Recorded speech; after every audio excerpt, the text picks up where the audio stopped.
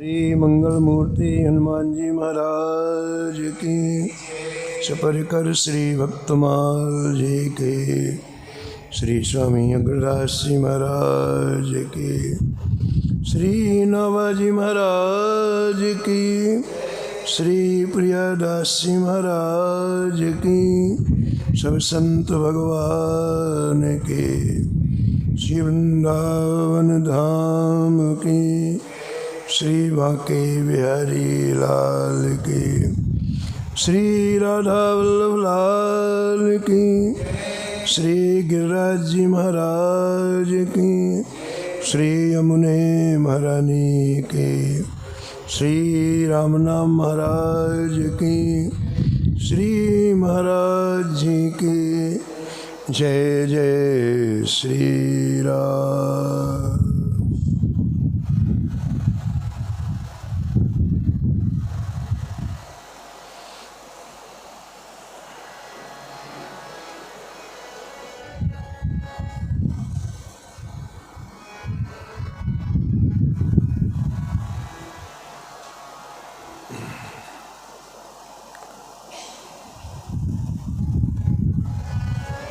भगवान दास श्री सहित नित,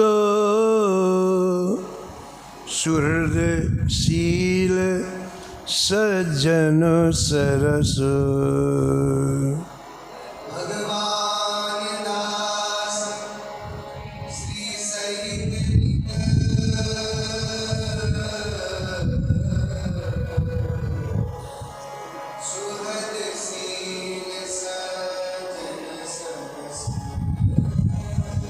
भजन भाव आरूढ़, गूढ़ गुण बलित ललित जस।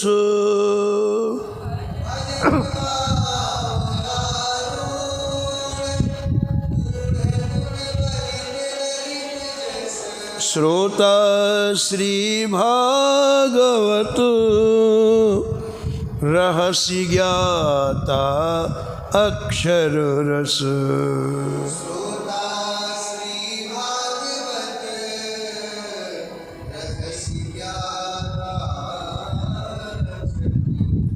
मथुरापुरी निवास, आस्पद संतन एक चित।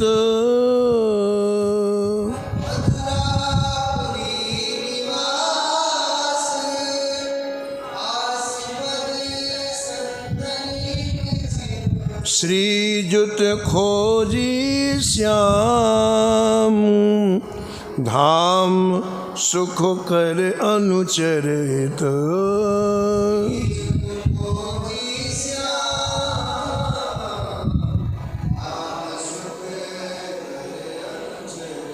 अति गंभीर सुधीर मति, हुलसत मन जाके दरस।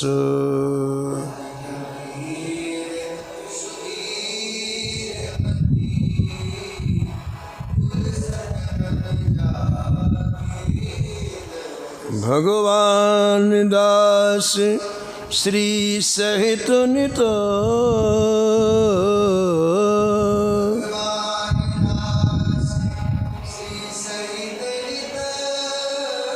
सुहृद शील सज्जन सरस। सुहृद शील सज्जन सरस, सज्जन सरस।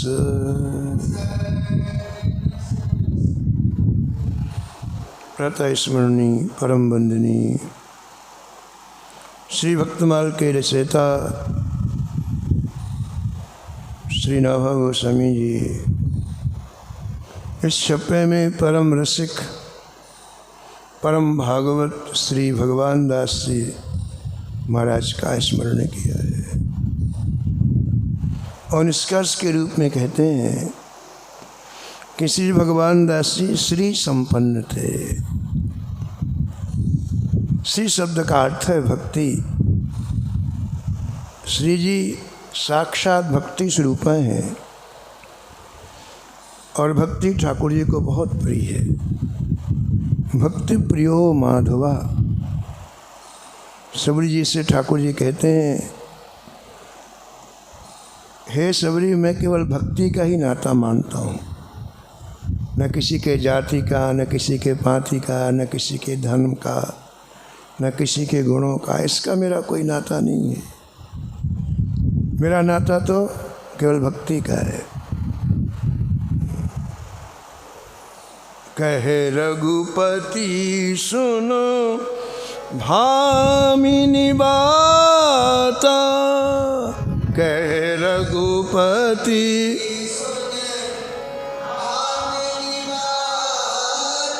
मानो एक भगति करुणाता,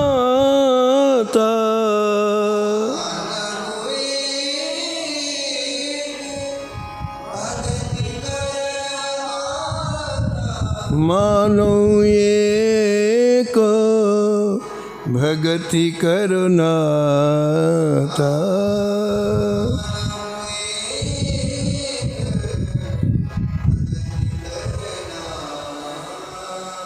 तो आप भक्ति रूपी श्री से, शोभा से संपन्न थे श्री भगवान दास जी। भक्ति जहाँ भी निवास करती हैं वहाँ अनेक तरह की शोभाएं अपने आप सहज रूप में आ जाती हैं, दिव्य गुण अपने आप आ जाते हैं। इसलिए इसके आगे कहते हैं, सुहृद शील सज्जन सरस।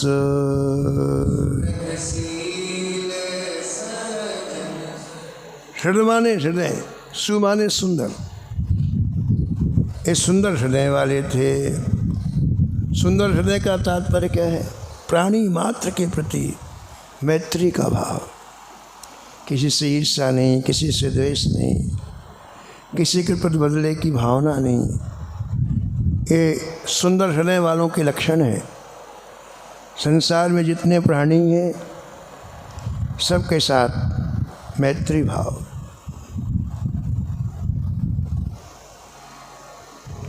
और आप शीलवान थे। शीलवान का तात्पर्य ठंडे दिमाग वाला, बात बात में क्रोध करने वाला नहीं। और आप सरस थे। हृदय आपका रस से भरा हुआ था, कोमल हृदय था। इसलिए भगवान से आप लाड लड़ाते थे। श्री नाभाजी महाराज कहते हैं, भजन भाव आरूढ़ मन बुद्धि चित्त अहंकार, इन चारों का श्री ठाकुर जी के चरणों में लय होने का नाम ही भजन है। मन से हम अलग सोचें, क्रिया हम अलग करें, चित्त कहीं लगा हुआ है, ये भजन नहीं है। ये चारों एकीकार होकर के श्री ठाकुर जी के चरणों में लग जाएं, इसी का नाम भजन है। प्रेम लगो परमेश्वर सो, प्रेम लगो तब भूल गयो सब ही घरवारा।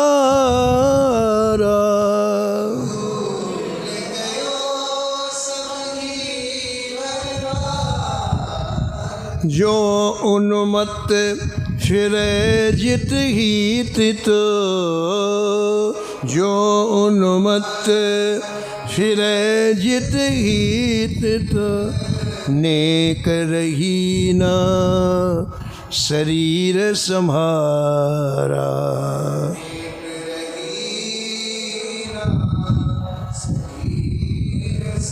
सांस उसास उठे सब रोम, सांस उसास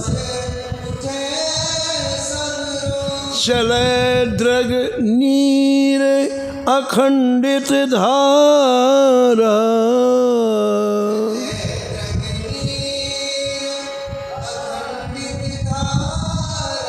सुंदर कौन करे सट कर्मनी, सुंदर कौन छाको पर्यो रस पी मतवारा, छाको पर्यो रस पी मतवारा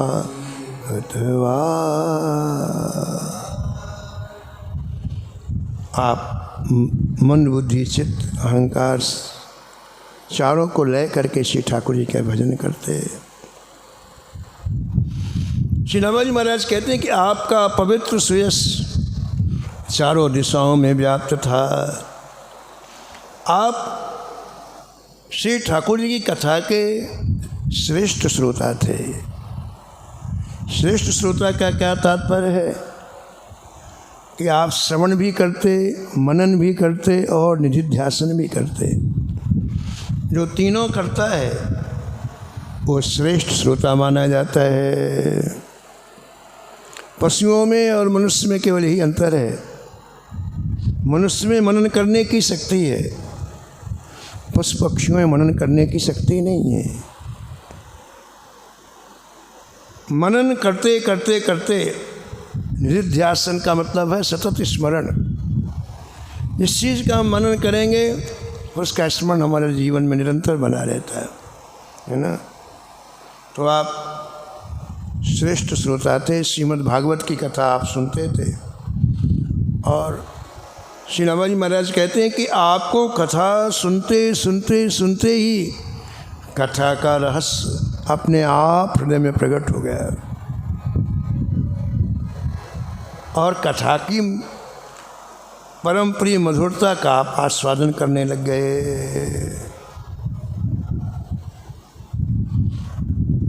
अंतिम समय आपने ब्रज में निवास किया। अंतिम समय आपको मधुपुरी याद आई। मधुपुरी निवास आसुपदो, मधुपुरी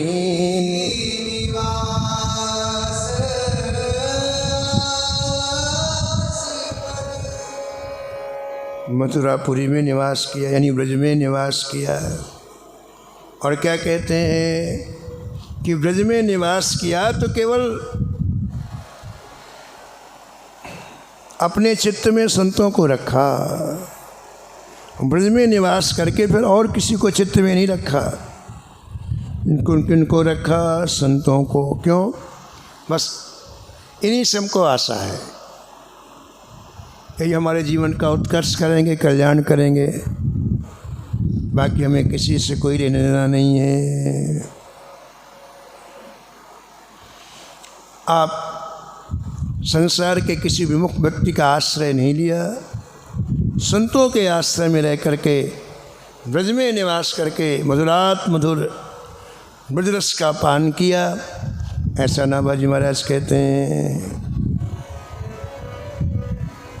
श्री भगवान दास जी के एक एक गुण अद्भुत हैं। अभी आपने सुना, अब देखो आप, जो श्री ठाकुर जी का हो जाता है वो कितना निर्भय हो जाता है, निर्भीक। हमारे भारत के बड़े अच्छे संत थे, संत विनोबा भावे। वो कहते थे कि भक्ति जब आती है तो उसके जीवन में दो चीज़ें आपको दिखेंगी। पहली, निर्भयता,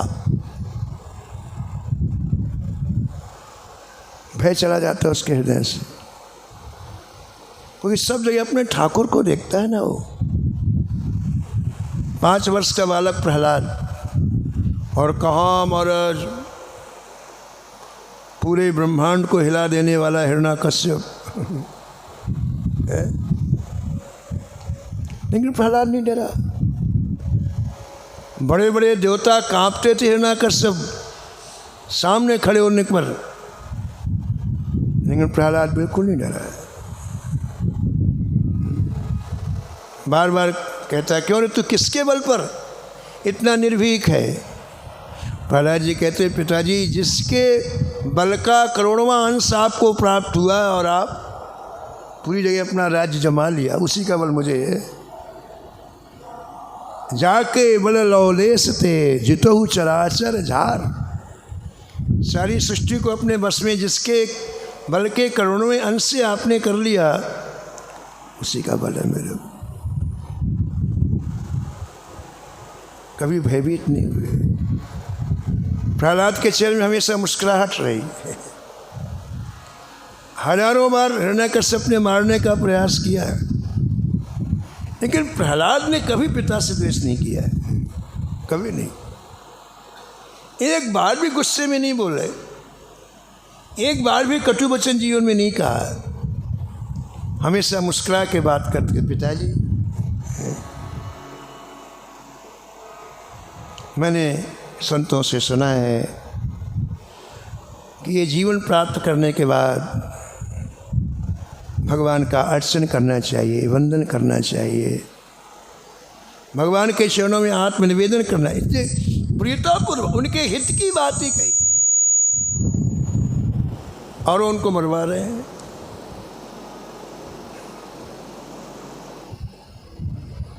जलती हुई अग्नियों के बीच में प्रहलाद जी को बांध के डाल दिया गया। हिरण्यकश्यप की बहन थी, ढूंढा नाम था उसका। उसको ब्रह्मा जी ने वरदान दिया था कि ये वस्त्र यदि तू शरीर में को ढक लेगी तो तुझे आग नहीं जलाएगी। तो हिरण्यकश्यप से कहा, भैया मैं इसे भी मार डालती हूँ, मैं इस वस्त्र को ओढ़ करके बैठ जाऊंगी, गोदी में लेके जल जाएगा, मैं बच जाऊंगी। हिरण्यकश्यप ने कहा, मैं इसे मरता हुआ देखना चाहता हूँ, महल के सामने अग्नि लगाओ। इतना चिढ़ गया था हिरण्यकश्यप, बोले मैं इसे मरते हुए अपनी आंखों से देखना चाहता हूँ। तो महल के सामने हजारों कुंटल लकड़ी, भयंकर लकड़ी का ढेर इकट्ठा किया गया।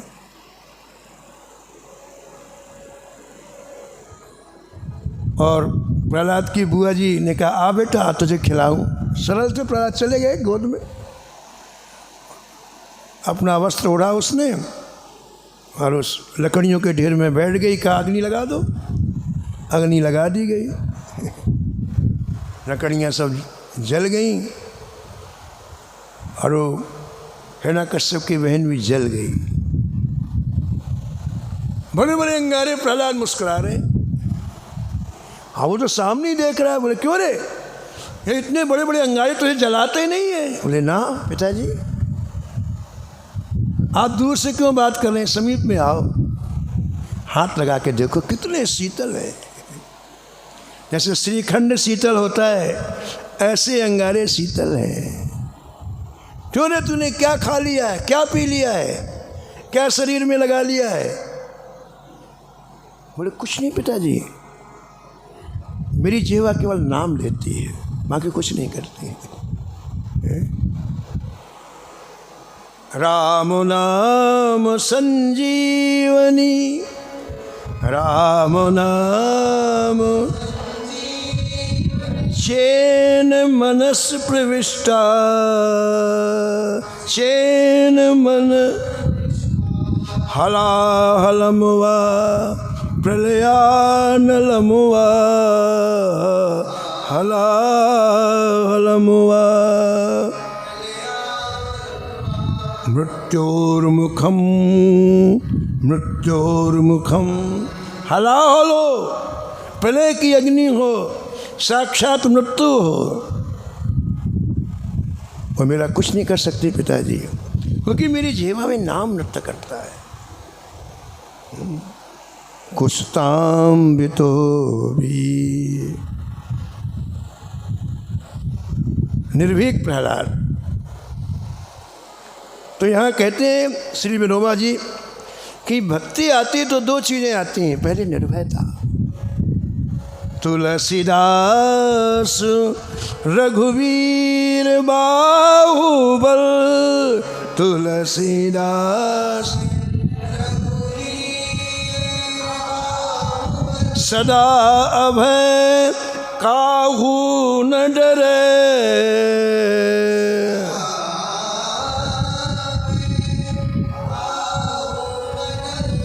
सदा अभय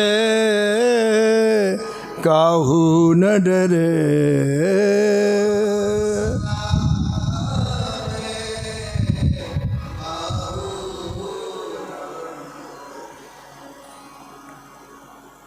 और दूसरी चीज़, पहली चीज़ निर्भयता, दूसरी चीज़ विनम्रता। भक्ति आएगी तो बिल्कुल उसका हृदय इतना द्रवीभूत हो जाता है, अत्यंत विनम्र हो जाता है। हमारे जीवन में अकड़ क्यों रहती है बताओ? हमारे जीवन में गरूर क्यों रहता है बताओ आप? क्योंकि हमने ऐसा मान लिया है कि मैं ये काम करता हूँ, ये बात हृदय में बैठ गई, ये मैं नहीं, ये व्यक्ति को कठोर बनाता है। लेकिन भक्ति आने के बाद मैं निकल जाता है। भक्ति आने के बाद राम कीन चाहे सोई होई, राम कीन। जो कुछ करते हैं प्रभु करते हैं, राम करते हैं, कृष्ण करते हैं पहली बार, और वो जो चाहते हैं वो होता है। फिर किस बात का गरूर, किस बात का अहंकार? हम कुछ करते ही नहीं हैं। राम कीन चाहे सोई होई, राम कीन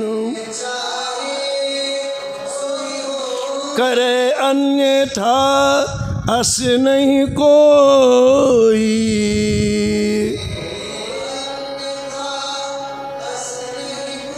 करे अन्यथा अस नहीं कोई।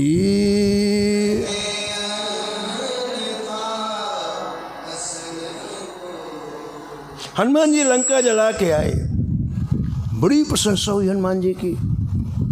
यहाँ तक कि प्रभु ने प्रशंसा की, प्रभु श्री राम ने प्रशंसा की। हनुमान 33 करोड़ देवता जहाँ थर्राते हैं, ऐसी लंका को तुमने कैसे जला दिया? भगवान ने पूछा हनुमान जी से।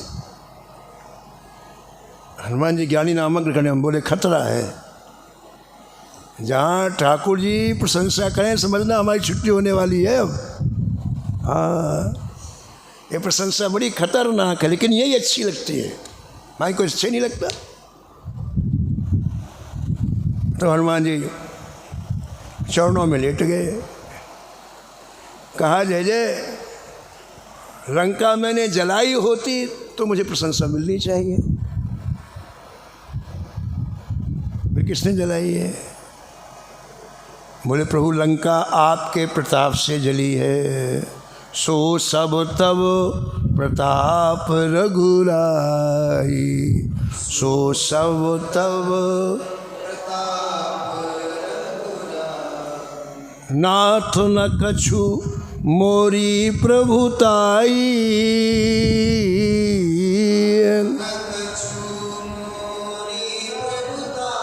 मोरी प्रभुताई, मोरी प्रभुताई।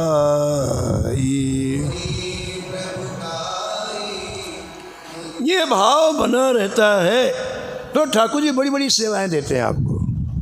और आपको एक छोटी सी सेवा मिली और आप मैं बकरी सरीके करने लग गए, फिर ठाकुर जी कहते अब तू यहीं रहो, तू लायक नहीं है, तू सेवा के लायक नहीं, इसी मैं पड़ा रहो। और बड़े बड़े काम ठाकुर जी करवाते हैं अपने जनों से, उसी से जिसमें मैं की बीमारी नहीं होती है।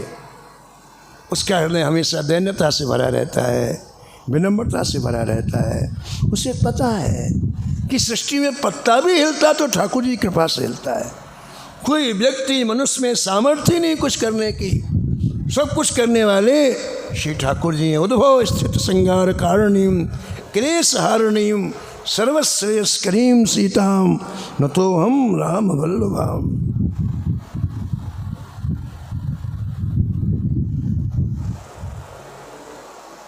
तो श्री भगवान दास जी के जीवन में आप देखो कितनी निर्भयता है, क्या निर्भयता है। प्रियदास जी लिखते हैं, जानवे को पन प्रतिपत मन आईयो, जानवे को पन दुहाई ले दिवाई माला तिलक न धारिए,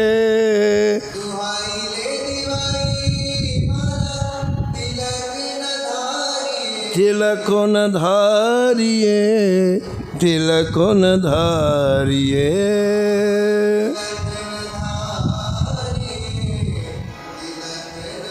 धारिए। भगवान दास जी भक्त थे, लेकिन इतने कुशल थे, आपकी बुद्धि इतनी तीव्र थी। उस समय जो बादशाह था जहांगीर, उसने भगवान दास जी को मथुरा के उच्च पद पर नियुक्त किया। मथुरा में जो उच्च पद था उसमें आपकी नियुक्ति की। तो बहुत से अधीन इनके कर्मचारी रहते थे, इनकी आज्ञा चलती थी। आपको वैष्णव से बड़ा प्रेम था। वैष्णव का तात्पर्य जिसके माथे में तिलक देखते, तुलसी जी की विराजमान होती कंठ में, मुख में नाम, तो आपको उसके प्रति बड़ी श्रद्धा होती। वो सोचते ये ठाकुर जी के जन हैं, कितने सौभाग्यशाली हैं, तो निरंतर ठाकुर जी का स्मरण करते, इनकी मैं कोई सेवा करूं। जनों की सेवा से ठाकुर जी ज़्यादा प्रसन्न होते हैं। मानत सुख सेवक शिवकाई। कल आपने सुना था ना, दादाजी के चरणों में प्रार्थना कर रहे हैं एक कवि कि आपके चरणों की सेवा करने हम लायक नहीं हैं, तो आपके दासी की सेवा दे दो। आप दास की भी सेवा करने लायक नहीं है, दासी की निज चाकर की, निज चाकर सेवा दान करो,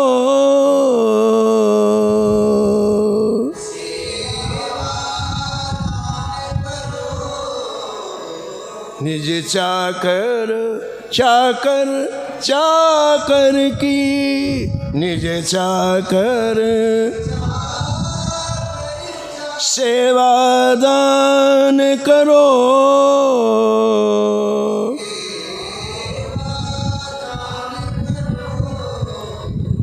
राखो अपने निर्भृत निकुंज में,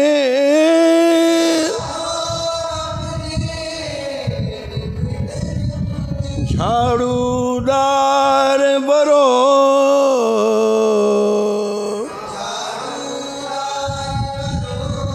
राधा रानी हम पे आज ढरो, राधा रानी हम पे आज ढरो, हम पे आज। तो भगवान दास जी के मन में आता कि कितने सौभाग्यशाली हैं, इनके गले में तुलसी जी विराजमान है, माथे में श्री तिलक विराजमान है, मुख में नाम विराजमान, इनकी सेवा मुझे। तो आप ने घोषणा की मथुरा में, बहुत बड़ी मंडी थी उस ज़माने में मथुरा, आज से 500 वर्ष पहले की बात है। चारों तरफ के इलाके के लोग मथुरा अपना माल बेचने के लिए आते हैं। तो आपने घोषणा की कि जिसके माथे में तिलक हो, गले में कंठी हो, उससे किसी तरह की चुंगी ना ली जाए। माल बाहर से आता तो हमारे मथुरा में प्रवेश की चुंगी लगती, टैक्स लगता। तो आपने घोषणा कर दी कि जिसके माथे में तिलक हो, कंठी हो, उसको किसी तरह से चुंगी ना ली जाए, उनको छोड़ दिया जाए। तो महाराज अब तो कुछ दिनों के बाद सारे लोग तिलक लगाने लग गए। चुंगी ना लगे, भगवान से मतलब नहीं, लोग तो पैसे के पीछे पड़े। अब जो देखा वो कोई इतना मोटा लगाए तो कोई इतना ही लगा ले पूरे ही। पैसा नहीं लगना है। कोई इतनी छोटी माला पहने, पूरा कंठा पहने बिल्कुल फुल, भले बाद में उतार के रख ले। कुछ भाई जी सुनाते थे, श्रीमद हनुमान प्रसाद पोद्दार जी कल्याण के आदि संपादक, बोले सच्ची घटना है, आज से 150 वर्ष पहले की है। बम्बई में एक बैंक थी, उसका नाम था इंपीरियल बैंक। तो वहाँ एक व्यापारी जो श्री रामानुज संप्रदाय से दीक्षित थे, उनका खाता था। तो बैंक वालों से ऐसी मिस्टेक हुई कि 50,000 रुपये ज़्यादा इनके अकाउंट में जमा कर दिया। जो ये रामानुज संप्रदाय के व्यापारी थे, इनके अकाउंट में अपनी गलती से बैंक ने 50,000 रुपये ज़्यादा जमा कर दिए। इन्होंने 1-2 बार सूचना भेजी कि भाई आपका पैसा हमारे अकाउंट में आ गया, आप देखें क्या। बैंक वालों ने कहा नहीं हमारा ओके है, हमारा सारा अकाउंट ओके, हमारा पैसा नहीं गया आपके। तो फिर वे स्वयं अपना रिकॉर्ड लेके आए बैंक में, बैंक के मैनेजर से मिले, बोले आपकी इस तारीख में इस गलती से इतना पैसा हमारे पास जमा हो गया। मैनेजर ने कमाल, बड़ा आश्चर्यचकित हुआ, ऐसे लोग भी रहते। लोग तो बैंक खाने को तैयार हैं और इनके अकाउंट में हमको ही पता नहीं, हम लोग कह नहीं कोई हमारा कोई उन्हें स्वयं वो चीज़ बताई और गलती हमारी बताई, तो बड़ा प्रभावित हुआ बैंक का मैनेजर। उस समय अंग्रेज मैनेजर रहते थे, उस समय देश स्वतंत्र नहीं हुआ था। तो मैनेजर ने कहा कि श्रीमान जी, आप में इतनी ईमानदारी कहाँ से आई? तो उन्होंने कहा कि हम श्री रामानुजाचार्य जी के शिष्य हैं, उन्हीं की कृपा से हम ऐसा जीवन जीते हैं। आचार्य महापुरुषों की कृपा से हम किसी का एक नया पैसा भी जीवन में नहीं लेते हैं, ईमानदारी पूर्वक जीवन जीते हैं। और ये जो तिलक है, ये आचार्य श्री रामानुजाचार्य जी का है और उन्हीं की कृपा हमारे ऊपर। इतना प्रभावित हुआ मैनेजर, जब वो चले गए तो अपने स्टाफ को बुलाया। तो अंग्रेज था और जानता नहीं था तिलक क्या है। बोले देखो ये जो डब्लू मार्का वाले हैं, डब्लू से नहीं के तिलक होता है जो करके जो, बोले जितने डब्लू मार्का वाले हैं इनका कभी चेक नहीं देखना, इनकी कभी चेकिंग जो मांगे वो दे दो, बहुत अच्छे लोग होते हैं। अब हमारा पूरे बैंक में दबदबा हो गया। अब तो कई हज़ार लोग तिलक लगा के आने लग गए। बोले वहाँ तो देखे नहीं जाता, ओवर ड्राफ्टिंग है क्या नहीं, दस्तखत उसके नहीं, बस तिलक देख के तो साइन कर दिए जाते हैं। तो कई हज़ार लोग तिलक लगा के आने लग गए महाराज। और लगा के क्या किया, बैंक का पैसा हजम करने लग गए। जब देखने ही नहीं, जब 8-10 लाख रुपए बैंक का चला गया,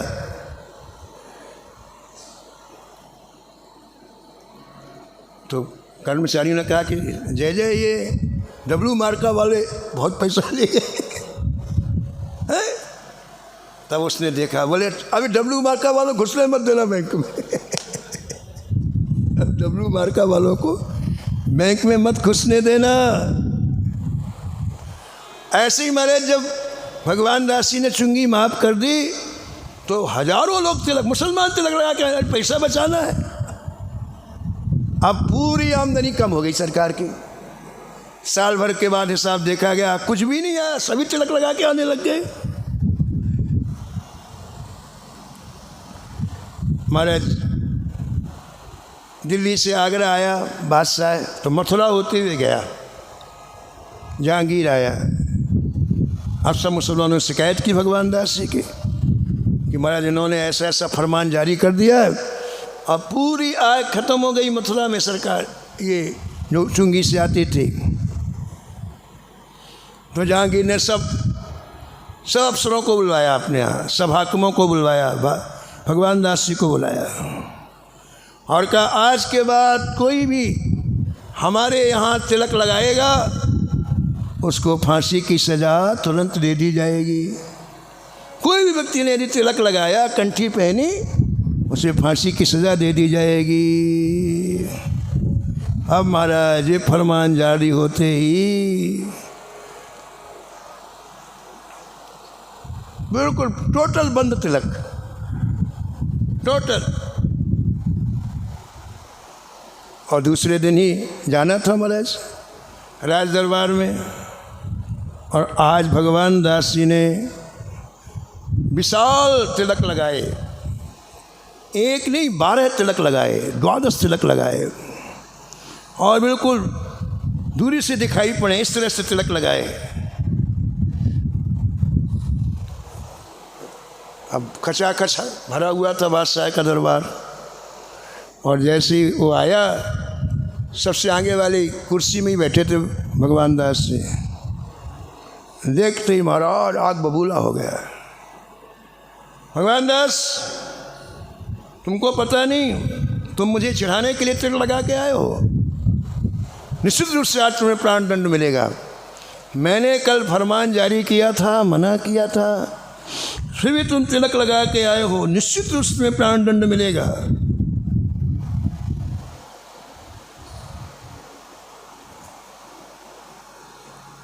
भगवान दास जी ने कहा, श्रीमान जी,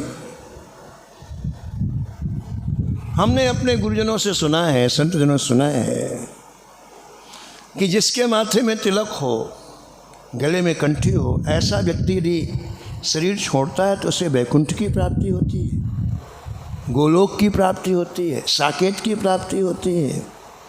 इसलिए हमारे यहाँ मृत्यु के बाद भी तिलक लगाते हैं, शरीर में तिलक लगाते हैं ना, उसका कारण ये शास्त्रों का प्रमाण है कि जिसके माथे में तिलक लगा होगा, गले में कंठी होगी, अंतिम समय यदि ऐसी स्थिति है तो ओ महाराज निश्चित रूप से वैकुंठ की प्राप्ति।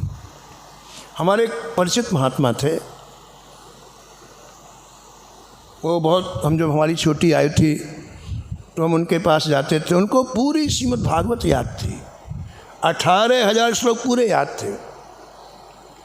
उनकी जब आयु करीब 75 वर्ष की हुई तो उन्हें ऐसी प्रेरणा मिली कि मैं अंतिम समय गाय की सेवा करूँगा। तो उन्होंने एक गाय ली, और गाय की सेवा कैसे करते, ऐसे नहीं कि चारा डाल दिया, भूसा डाल दिया, गोबर निकाल दिया, ऐसा नहीं, बस पूरा, फिर इसके बाद पूरा समय गाय में देते हो। 4 बजे उठ करके गाय को खोल देते और पीछे पीछे चलते गाय के, एक ऐसा गमछा ले करके यूँ उसकी मक्खियाँ उड़ाते हुए चलते, और गाय जिधर जाती उधर जाते, खेत में जाए तो खेत में चले जाते, जंगल में जाए तो जंगल, जहाँ जाए। और जब वो बैठे तब बैठते, और जब वो वापस आए तब आते, उसको कुछ नहीं कहते कि वापस, कुछ नहीं। ऐसी सेवा की महाराज। गाय इतनी प्रसन्न हो गई, इतनी प्रसन्न हो गई। गाय ने मनुष्य की भाषा में कहा,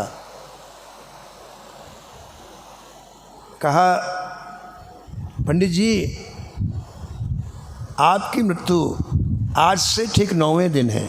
गाय बोली मनुष्य की भाषा में, आपकी मृत्यु आज से ठीक 9वें दिन में है, इसलिए आपको अंतिम समय अपना संवारना चाहिए। आपने गौ माता को प्रणाम किया, किसी ब्राह्मण को दान दे दी गाय को, कई लोगों को आपने भागवत पढ़ाई थी। तो आप एक शिष्य को बुला करके कहा, हमें प्रयागराज ले चलो। आप प्रयागराज आए। प्रयागराज में एक नाव की किराए से 7 दिन के लिए, संगम में वो नाव 7 दिन तक दिन रात रहेगी। अपने शिष्य से कहा, हमें आप भागवत जी का सप्ताह सुनाओ, मूल पाठ, 7 दिन तक मूल पाठ, उसकी मुख्य व्याख्या संगम में रह करके आप सुनते रहे। गाय ने कहा था 9वें दिन, जैसे एक दिन जाने में लग गया, एक दिन व्यवस्था में लग गया। 9वां दिन आया तो श्री महाराज ने, उनका नाम था श्री राम कृपाल जी, श्री महाराज जी ने कहा कि अपने शिष्य से, अब देखो भागवत पूरी हो गई है, अब हमें किनारे में ले चलो। तो गंगा जी के किनारे आए, कहा हमें स्नान करा दो, स्नान करा दिया। फिर आधा भाग गंगा जी में, कटी तक गंगा जी में, बाकी बाहर, और कहा हमारे माथे में तिलक लगाओ। ये बात इसलिए याद आ गई तिलक के कारण, हमारे माथे में तिलक लगाओ। तिलक लगा दिया, कंठी तो पहनी हुई थे पहले से, और कहा कि अब हम भगवान के धाम में जा रहे हैं। और जाने के पहले इस श्लोक का उच्चारण किया है, कृष्णाय वासुदेवाय, कृष्णाय वासुदेवाय, हरे परमात्मने,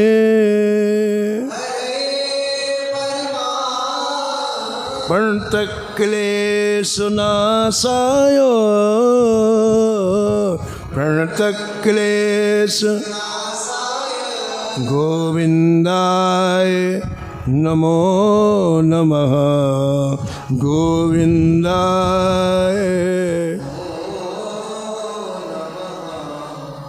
ऐसे गंगा की धारा ठाकुर जी के धाम में चले गए। भगवान दास कहते हैं कि हमने हमारे भक्ति शास्त्रों में लिखा है कि अंतिम समय जिसके माथे में तिलक लगा रहता है, कंठी रहती हो, उसे वैकुंठ की प्राप्ति होती है। इसलिए हमारे अंतिम समय में तिलक लगाते हैं। इसलिए मैं तिलक लगा के आया हूँ कि मुझे पता है कि तुम प्राण दंड दोगे। मुझे पता, तो मैं अंतिम तैयारी करके आया हूँ। मेरा आपको चढ़ाने का उद्देश्य नहीं है। यद्यपि भगवान ने प्रतिज्ञा की है कि जो मेरा भजन करता है अंतिम समय में कफ वात पित्त के कारण उसको मेरी विस्मृति हो जाती है, तो मैं उसका स्मरण करता हूँ, मैं उसका स्मरण करता हूँ और वो मेरे धाम की प्राप्ति कर लेता है। उसके विस्मरण भी अंतिम समय हो जाए तो भगवान कहते हैं कि मैं उसका स्मरण कर लेता हूँ तो मेरे को उसकी प्राप्ति हो जाती है।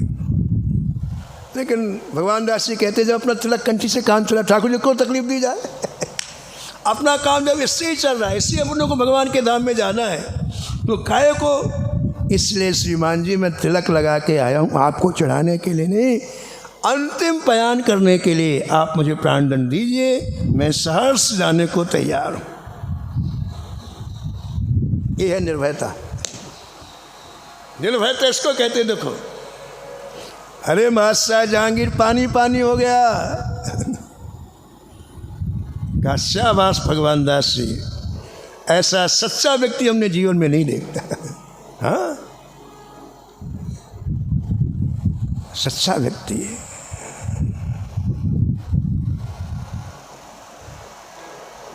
तिलक ही सत स्नान, तिलक ब्राह्मण सिर सोहे, तिलक ही सत स्नान, तिलक ब्राह्मण सिर सोहे, तिलक बिना कछु करो, सबे फल निष्फल जो है, तिलक बिना कछु करो, सबे फल निष्फल जो है। तिलक तिया सिंगार, तिलक नपुर शीश लगावे, तिलक तिया तिलक नपुर शीश लगा, तिलक वेद परमान, तिलक त्रैलोक चढ़ावे, तिलक वेद परमान, तिलक त्रैलोक चढ़ा, तिलक तत्व युग युग सदा, तिलक तत्व तिलक मिले सिद्ध पाइए, परशुराम ब्रह्मांड में, परशुराम सुजस तिलक को गाइए, सुजस तिलक को गाइए। बादशाह बड़ा प्रसन्न हुआ और कहा, आप क्या चाहते हैं? आपकी जो इच्छा हो आप मेरे से मांगो, आपकी सच्ची निष्ठा से मैं रिझ गया हूँ। भगवान दास जी ने कहा कि मैं निरंतर ब्रज में वास करना चाहता हूँ, मैं यहाँ से कहीं जाना नहीं चाहता हूँ, मुझे आप यहाँ से कहीं भेजें नहीं, मैं निरंतर ब्रज में वास करना चाहता हूँ। और दूसरी बात, जो लोग तिलक लगाते थे उनको बहुत से लोग गिरफ्तार कर लिया गया है, उनको छोड़ दिया जाए। और संपूर्ण जीवन में ब्रजवास करना चाहता हूँ। पट्टा लिख दिया जहांगीर ने, और आप पूरे जीवन श्री धाम वृंदावन में रह करके ब्रजवास किया, ऐसा श्री नाभाजी महाराज कहते हैं।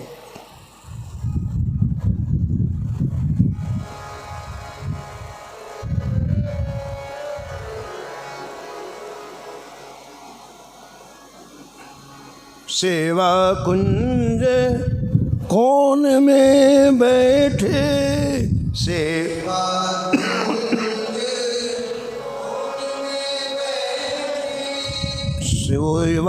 कुंज कौन में बैठे, सेवा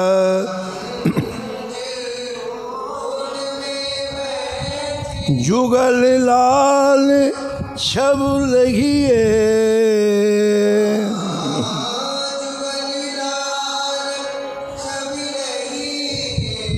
गैल श्री वृंदावन की गहिए, गैल श्री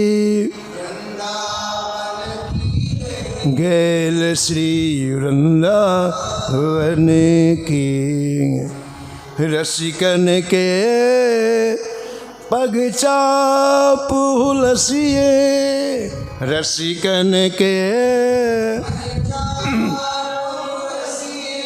श्याम गौर मुख कहिए,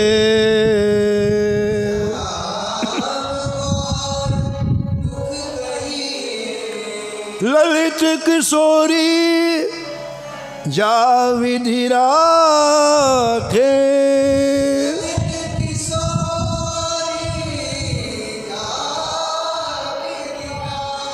ताही विधि मन रहिए,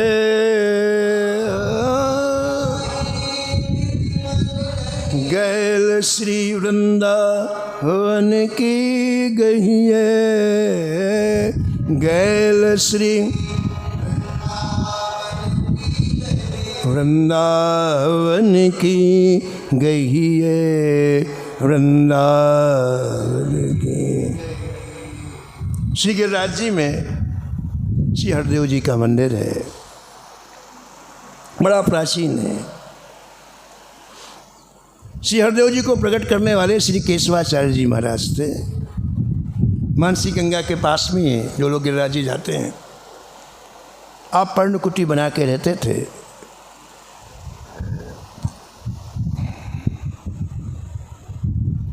और हरदेव जी की सेवा करते।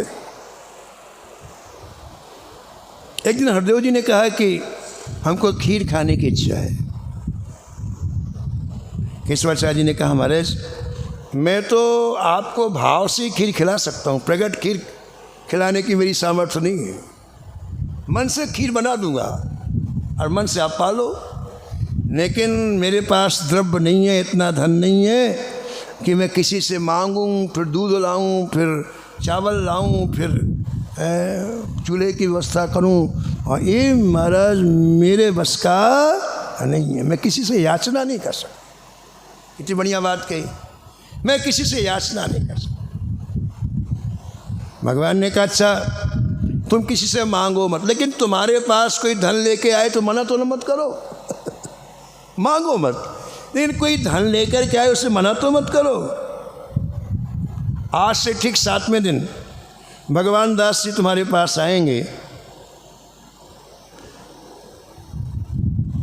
और वो जो सेवा करें उसके लिए हाँ कर देना, और उनके द्वारा जो सेवा दी जाएगी मैं स्वीकार करूँगा। बोले ठीक है महाराज। तो हरदेव जी ने भगवान दास जी को स्वप्न दिया मथुरा में, कहा एक काम करो, हमको झोपड़ी में रहते बहुत दिन हो गया, हमारा मंदिर बनवाओ। ठाकुर जी स्टैंडर्ड का सब ठाकुर जी काम, और हमारे रोज राग भोग की व्यवस्था करो, बढ़िया से बढ़िया 56 भोग हमको लगे। भगवान दास जी इतने प्रसन्न हुए, ठाकुर जी की आज्ञा, सेवा मिल गई। आए महाराज, लाल पत्थर का विशाल मंदिर बनवाया, राग भोग की पूरी व्यवस्था कर दी। प्रियादास जी भक्तमाल के टीकाकार कहते हैं कि उस समय प्रियादास जी थे कहते हैं हम लोगों ने अपनी आँखों से देखा है, इतना सुंदर सुचारू रूप से महाराज श्री ठाकुर जी की सेवा होती थी, अद्भुत, जिसका वर्णन नहीं किया जा सकता है।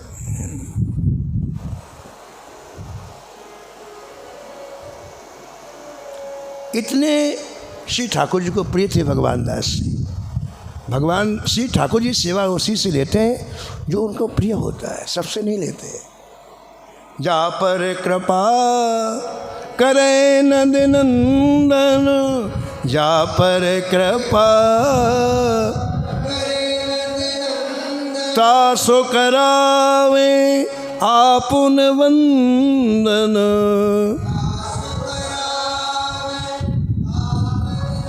आपुन वंदन, आपुन वंदन। ऐसे भगवान दास जी के चरणों में बार बार कोटि सा प्रणाम करते हुए हम लोग उनसे याचना करें कि जैसे आपकी निष्ठा भगवान के स्वरूप में, तिलक में, ऐसी निष्ठा हम सभी की हो जाए। ऐसी इन्हीं शब्दों के साथ वाणी को विराम।